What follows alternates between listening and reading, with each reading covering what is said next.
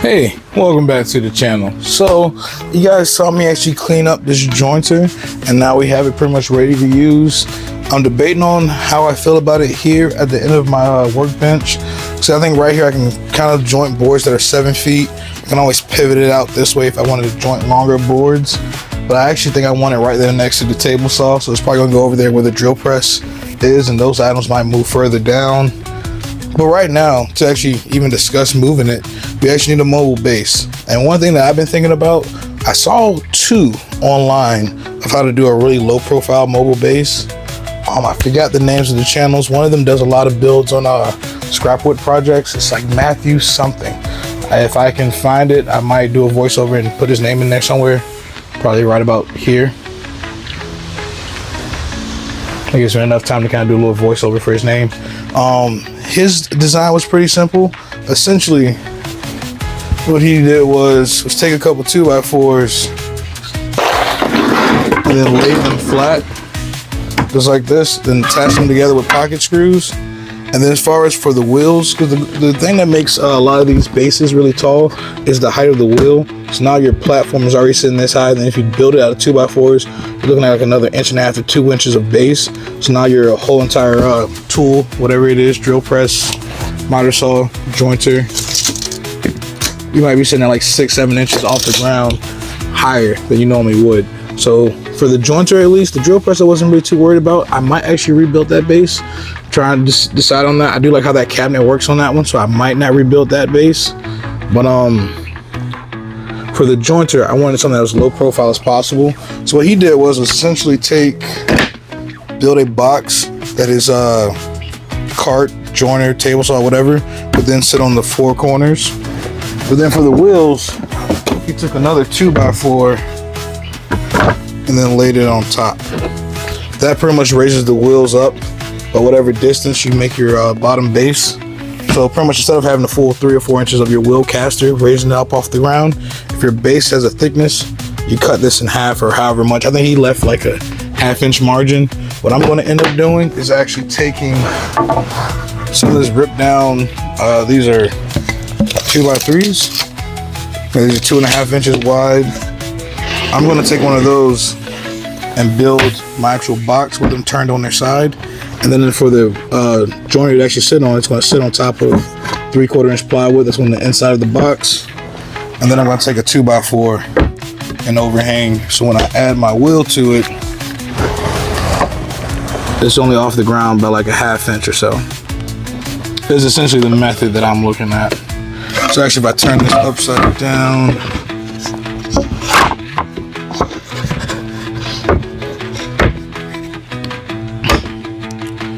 we'll be looking at roughly 1 inch of wheel, 1.25 inches that the joiner will actually raise up, versus it raising up a whole 6-7 inches, which will put my joiner, the base of my joiner bed will be way up here. And I haven't really used a joiner too many times, but again, I am fairly short, so a lot of my tools, I definitely do like them to be lower than what most people take as standard. So this is how this joiner comes. I can imagine, I think 6 inches higher will probably be too uncomfortable for me, so I'm gonna try to keep it at this height as much as possible by building the base. So the first step to do that though is to take one of these 2x3 material, and what I'm gonna do, I'm debating if I'm gonna use this one. This is one I use for a bunch of templates and stuff. You know, it's where I practice my mortises and everything else. I might not use this piece, but I believe this piece is long enough for me to rip and get my 2 side pieces that need to go here. So I'm gonna take all my measurements for the base, head over to the miter saw, table saw to cut this and break all this down, cut all the plywood and everything else, and then we're gonna get into assembling this mobile base, and I can show you guys how quick and easy it is to knock one of these out. So what I need though in general for measurements, because I'm going to have my top 2x4 going this way, because with the joiner I don't want the extra overhang coming out this way, I'll trip over it. I'd rather have it running this way. So my side pieces, these ones, are going to run past the ones that are coming this way. So for length, I can hook on the edge of the joint down here at the base. So that should come all the way back here.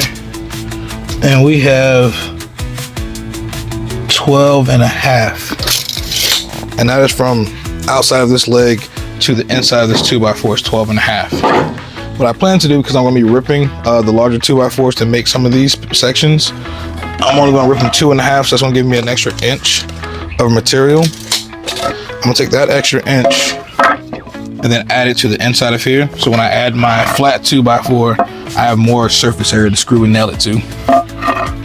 So with 12.5 inches, I want to add 3 inches, because it's not really going to be 1.5 inches, but I want to give myself a little bit of space in between this. I'm going to end up adding 1 inch here.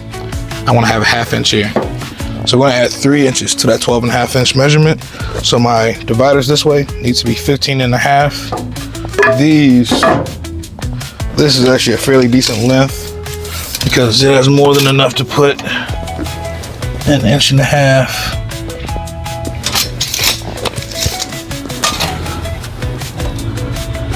at each end. So whatever length this is, I'll cut me another long one that length. This one will get ripped in half. Not ripped in half, but ripped 2.5. And give me two 15.5 inch pieces, because I have 32 inches.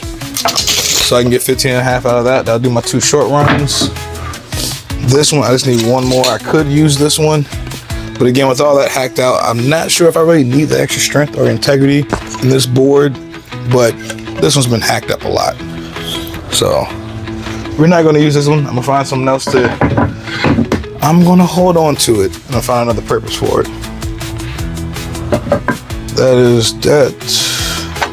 I need one more piece that is 32 5/8 is what I need.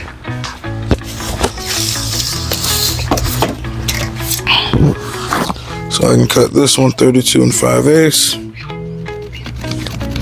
And this will be my right side. When I rip the strip off, this will give me a piece to go over there. When I rip that one to get a strip off of that one, before I cut it to 15.5, that'll be my strip to add to this side. Now, the only thing I do need is the overhang. If it's going to be 32 5/8, one of the biggest things you want to make sure of whenever you set up hinges like this, I mean not hinges, but wheels, casters, you got to make sure that it stands off far enough from your cart to actually do a swivel. So if I lay this upside down,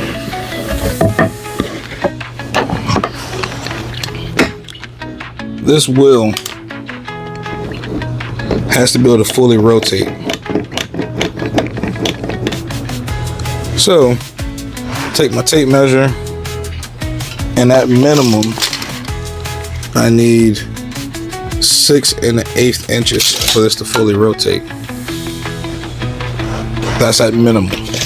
So I want to make sure that I have, I don't know, maybe a 1/2 inch clearance. So that's already 6 5/8, and then I don't want these being screwed into right at the very edge. If this 2x4 only comes out at 6 1/8, these screws are gonna be right here at the edge. So I want a little bit more 2x4 hanging past. So let's call this 7 1/4 plus, so 14.5 inches. Plus the 32 5/8. So that is 46. I'm actually gonna cut that out of this one, because this one is not a full 8-foot 2x4. This one is. So I'm gonna need 46. Because it's 14.5 plus 32 5/8. That gives me 46, 47 1/8. So actually I need 2 pieces at 47 1/8.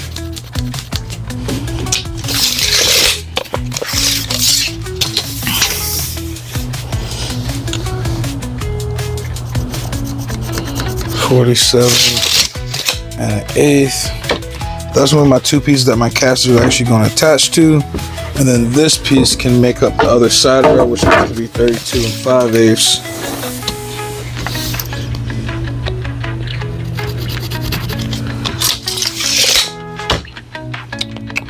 And I want to rip that one before I start cutting it, so I can get a full length strip. This one I can go ahead and cut, then rip. These two don't get ripped at all. So the only ones that I need to rip is that one. Cut this one first, rip that one, then cut all of them at the miter saw. Then I'll go through all my ripping. All right, let's adjust the camera just a little bit more so you guys can see the table saw and miter saw all in one shot. And then we're gonna kind of just run through this process real quick. I haven't really decided what fasteners I'm gonna use. That's probably getting kind of last minute for me. I know I have some GRK cabinet head screws. I got some 18 gauge nails. I can grab my 15 gauge nail if I need to. I think I got some maybe 2 or 3 inch deck screws. So we'll kind of just figure out what fasteners we need to put all this together. But let's pan the camera around so we can get a good view of all the work we're gonna do back there. Alright, so the first thing we need to do is cut these 2 pieces. So I'm just gonna slide the miter saw a little bit forward. Now that I have the new jointer, this jointer right here, this little green one, so I'm gonna be going out of the way to give me a little bit more space right here. It's gonna be nice.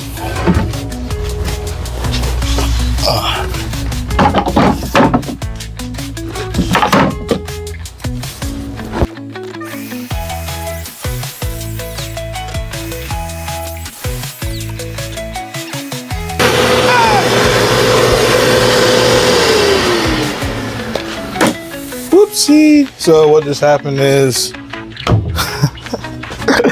dang it. You guys remember I marked this piece originally for the 32 5/8 and also for the 45. Yeah, I cut the wrong mark, moving too fast. That's fine. This will be the other piece for this one. It needs to get ripped because these two are the same length. So I can rip this one and get that extra strip.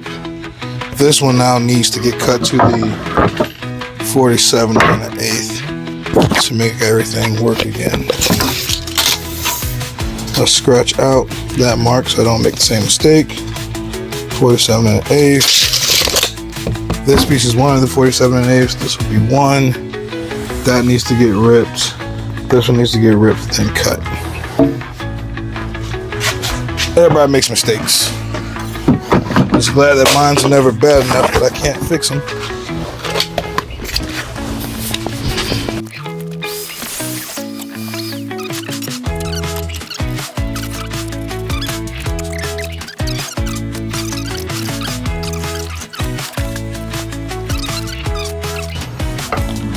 So how this is gonna work, these are our long sides.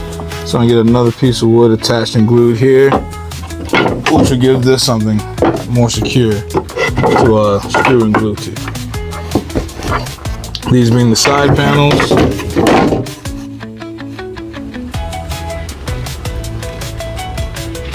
And these will be cut shorter because our short pieces within the short piece I'm cutting out of this, these will immediately die into this. And then I'll cut these pieces to fit in between our box. So the next thing is to cut these to 15 1/2.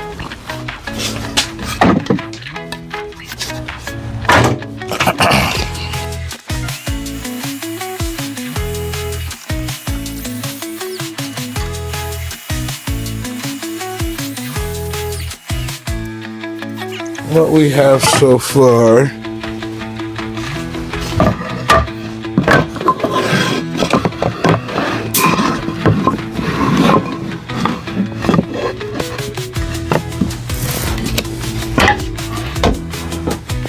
is a rectangle, which I'm going to double check and make sure it fits around the actual joiner before I continue. And then in that rectangle, we're going to cut these pieces to fit in there like so, to give us again more nailing and screwing surface. And then these longer pieces will then get nailed and attached like so, which will then give us room to hang our wheels underneath. And again, it's going to give us maybe like 1 inch off the ground versus these wheels sitting on top of it, and our whole entire base and our jointer being raised up. 7 + 3/4 is when I have 3/4 inch plowed in there. every 7 3/4 that the joiner would be raised off the ground. The joiner is actually going to be sitting down on a piece of 3/4 inch plywood underneath this. So actually raise this up even higher. But yeah, we're going to be looking at probably like an inch and 1/4 of the jointer itself being raised up off the ground from where it currently is now. Let's test these pieces and make sure they fit around. And then we'll assemble this, stationary box, add our cleats here, cut our plywood for the bottom section, and then all we do is add our 2x4s on top like so, and attach our wheels, and we have a completed mobile base that will serve a purpose of keeping our tools as low to the ground as possible. Again, I could rebuild something simple like this for the drill press. My only issue is that I do like how the cabinet interfaces with that mobile base, but something like this for the bandsaw is probably going to happen because the bandsaw itself already sits up fairly high. So if I added a large 7/8 inch base underneath of it, I would worry that it'll get a little too tall for me. And I could have gone with smaller wheels. These are 3-inch wheels, I think, that I got off of Amazon, maybe 3.5 inch wheels. I like bigger wheels so my garage floor is not the smoothest nor the flattest. So I want something that can definitely get up over all the aggregate and still roll around the shop nicely. And I wanted to have a decent locking mechanism versus like the smaller 2-inch wheels. So, and that even locks the swivel and the wheel. So that's nice. Versus the ones where you just lock it and it's just like a brake on your wheel. It stops your wheel from turning. This one stops it from swiveling as well. So that'll lock. Probably gonna switch the wheels on the drill press with a set of these, and then take those wheels and make a mobile bench seat out of like this toolbox over here. But again, I got a couple other projects to get done inside the shop. I actually have a bunch of plywood, probably about 12 sheets of Baltic birch that needs to get broken down and edge banded, because come Monday I am going to be working inside of a closet, doing a custom walk-in closet. So I'm just trying to get stuff out my way inside the shop, like this joiner, and I have fun cleaning it up. So I get distracted with fun stuff versus actual work. Trying to do better. But all right, let's make sure this fits around the jointer, and then we're gonna come back to the workbench, assemble this, add our pieces, break down the plywood for the bottom. Actually, I can take measurements for that now. Plywood needs to be 18 5/8. Let's check this out too. Now we have 18 5/8. This is a piece of plywood 18 5/8 by 32 5/8. I might break that down. Well, actually, no, let's write that down somewhere. 18 5/8 by 32 5/8. Yeah, I'm going to check and make sure this fits around the bottom. Then I'll cut that plywood. Then we'll come back here to the table and put everything together. And if you guys enjoyed, let me know down below. Leave me a like, comment, and subscribe. And I'll see you guys in the next one. Peace.